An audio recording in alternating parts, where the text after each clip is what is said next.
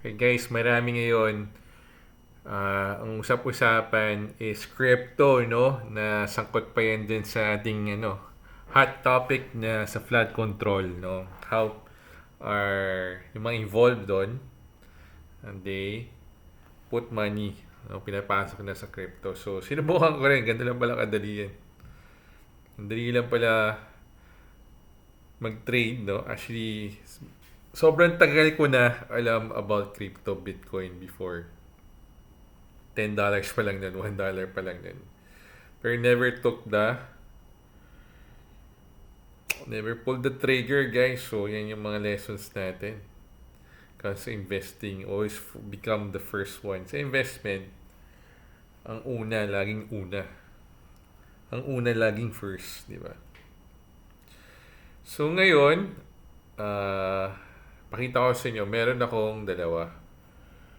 Tagal na yung una kong cryptocurrency is Dogecoin. Sobrang tagal na. Pero, ang technique ko dito, bumili lang ako, then I forget everything. No? I don't look at the chart, I don't read any news. Ganun lang, binili ko lang. And then, kalimutan ko na. Ganun ako mag-invest. Ayoko yung everyday, binabasa ko yung chart, everyday, meron akong kinabantayan, hintayin kong kumita. Kaya ako nag-invest guys para mas dumali yung buhay ko. Ayoko yung nahihirapan yung buhay ko. Ganyan yung philosophy ko when it comes to investing. It has to make my life easier. Second, when I invest, this is something, when I invest on something, I make sure that I can sleep well at night. Hindi ko siya isipin, hindi ako mag-worry, hindi ako kakabahan, no? Ano nangyayari, nalulugi na ba ako? Or even if merong chances na mangyari yun, I know how much I'm willing to risk. Kumbaga, meron akong portion ng pera ko na kaya ko tong ilaro, no? Na hindi ako nababother. And yan, pakita ko sa iyo saglit guys. Hindi ako masyadong expert dito kaya percentage lang yung gusto kong mapakita sa inyo. So 11% na.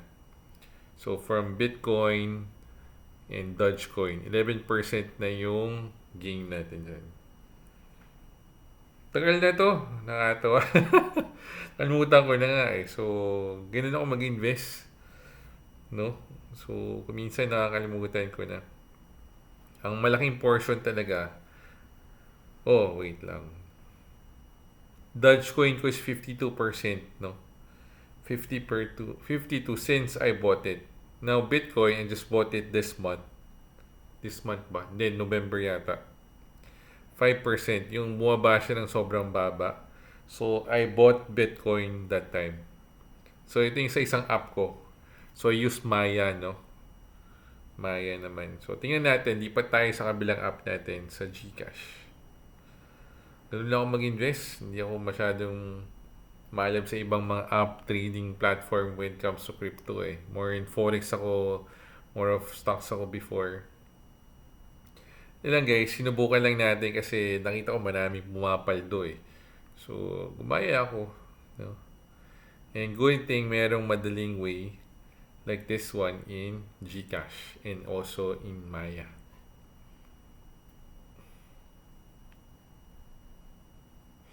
Check natin, nag-load guys yung crypto. Yan, crypto for Maya. Ay, Gcash naman to. Kanina yung Maya.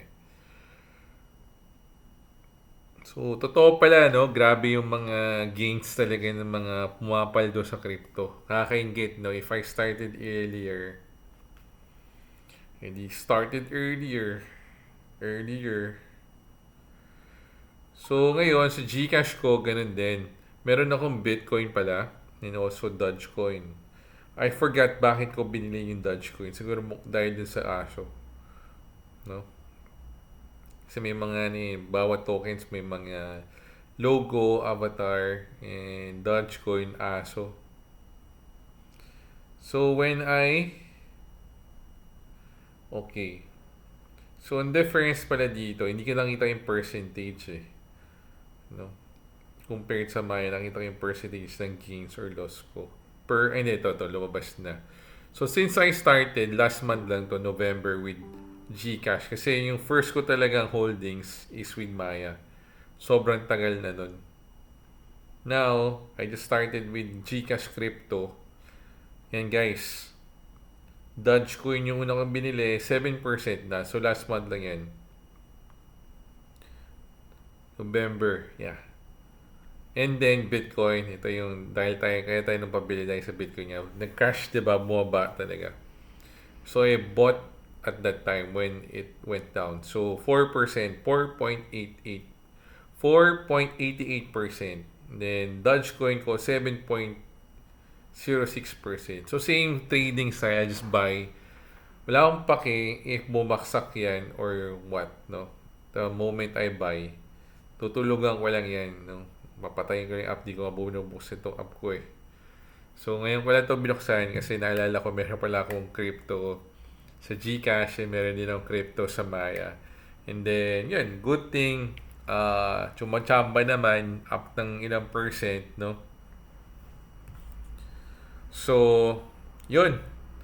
Mukhang ma-addict tayo, mukhang mapabili pa ba tayo ng marami. Kayo guys, comment kung ano yung naging experience show with crypto, if you're already invested in crypto, if you're trading crypto, ano yung mga tokens or tama ba, tokens tawag or cryptocurrency na hawak ninyo. Comment down below the video. Let's share ideas, magtulungan tayo, even other people, tulungan natin sila to get into crypto if ito ba talaga yung tamang investment for them, or gusto lang ma-try ma-experience like me, or this is something na they've been trying to look at, they've been trying to study for the longest time and haven't had the confidence or the timing, kumbaga, to get into it. Baka ito na yun after watching this video. So, I hope maraming mag-comment. I hope maraming ring mag-suggest. Alam mo naman, marami ako nakita sa Facebook eh, yung mga crypto guys. Crypto, ano ba tawag sa mga crypto bro? People, no? So, ang galing na mga gains nila, ang galing na mga kinita talaga nila or talagang paldong-paldo. So, konting ano naman dyan, konting bulong guys, konting share lang. Wala na mawawala dyan sa mga gains nyo, siguro madagdagan pa nga eh. No, wala tayong mga programs, no. So, if meron din kayong alam ng community people that are willing to teach about Bitcoin, cryptocurrency for free sana, no, or meron tayong actual experience, actual market experience and actual na kumita talaga, napalago talaga nila, and then yun, living the life, no, with crypto, no. Share nyo naman, bulong nyo naman, tag nyo naman dito. Para to sa lahat, no. Hindi lang para sa akin, para sa lahat to na gustong kumita rin sa crypto. So, try to share natin yan guys. Let's work together, or share something. Ano ba talaga? Yun lang, so sana kayo rin guys, no. Kahit ilang percent lang yan, siguro 1%, more than 5%. Yun nga. Try to hit more than 5% na gain. So, yun naman yung mga kahit any expert out there, diba? Try to beat the interest rate. Yan. Para you can actually ma-realize mo talaga yung money mo ay kumita. Hindi siya natatalo ng inflation or kinakain ng expenses, ng pagtaas ng cost. Yun. Alright guys, see you sa next video. Don't forget to like, subscribe in my channel, and also share it. Baka marami tayong matutunan from other crypto people. Thank you.